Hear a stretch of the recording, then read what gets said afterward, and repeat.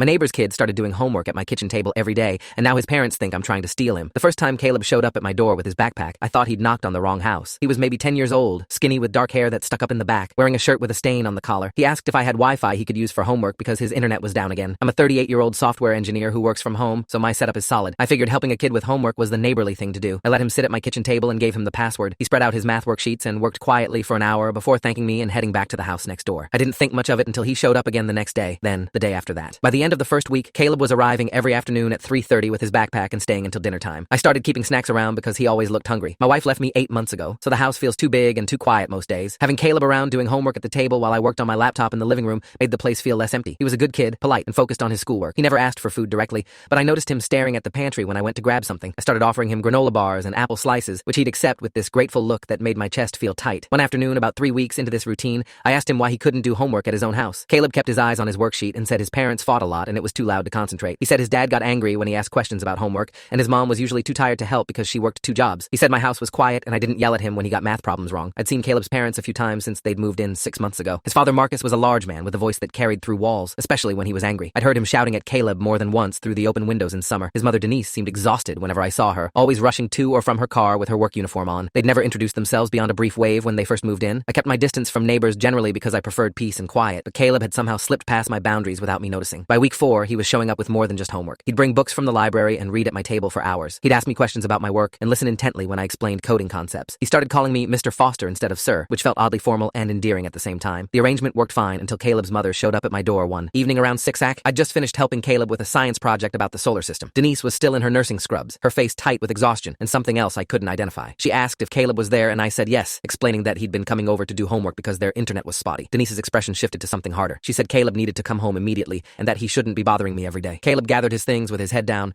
not looking at either of us. As they walked back to their house, I heard Denise scolding him about imposing on neighbors and wasting time when he should be helping around the house. I stood in my doorway, feeling confused and slightly guilty, though I wasn't sure what I'd done wrong. Caleb didn't come over the next day, or the day after that. I told myself it was better this way, that I'd been getting too attached to a kid who wasn't mine, and it wasn't healthy for either of us. But the house felt even emptier than before. On the 3rd day, I heard Marcus shouting next door around the time Caleb usually came over. I couldn't make out the words, but the anger in his voice was clear. 20 minutes later, there was a quiet knock on my back door. Caleb was standing there with his backpack, his eyes red from crying. When I asked him what happened, he said, "To see the full story, click the link below or go on my channel."